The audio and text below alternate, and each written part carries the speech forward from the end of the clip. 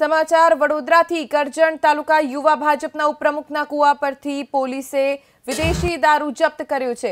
ચોરંદા ગામની સીમમાં આવેલા કુવા પર પોલીસે રેડ પાડી। દરમિયાન કરજણ તાલુકા ભાજપ યુવા ઉપપ્રમુખ રોહન પટેલ ઉર્ફે રોહન નિશાળિયાની અટકાયત કરવામાં આવી છે। રોહન પટેલના કુવા પરથી પોલીસે 147 પેટી વિદેશી દારૂ જપ્ત કર્યો છે। हमारा संवाददाता लॉरेंस परमार जोड़ाई गया है। વધુ જાણકારી તેમની પાસેથી મેળવીશું। लॉरेंस, भाजपना नेताना કુવામાંથી આટલી મોટી સંખ્યામાં વિદેશી દારૂનો જથ્થો મળી આવ્યો છે, કોઈ પ્રતિક્રિયા ભાજપના નેતાની? જે વાત કરીએ તો કરજણ તાલુકા યુવા ભાજપના ઉપપ્રમુખ છે રોહન પટેલ અને તેમના જે કુવા છે કરજણ તાલુકાના ચોરંદા ગામ, ત્યાંથી જે રીતે મોટી સંખ્યામાં 147 વિદેશી દારૂ બોટલ એટલે કે 7 લાખ રૂપિયાનો જે વિદેશી દારૂ છે તે ઝડપાયો હતો।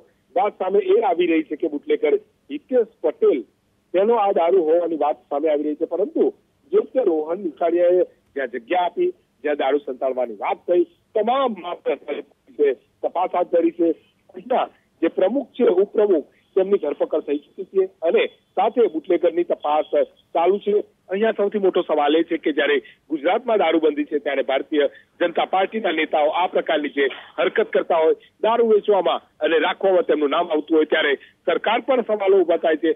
કરજણ પોલીસ તમામ મામલે તપાસ કરી રહી છે। જી લોરેન્સ, આભાર સમગ્ર જાણકારી માટે। તો કરજણ તાલુકા યુવા ભાજપના ઉપપ્રમુખના કુવામાંથી વિદેશી દારૂનો જથ્થો મળી આવ્યો છે। રોહન પટેલ ઉર્ફ રોહન નિશાળિયાની હાલ તો અટકાયત કરાઈ છે।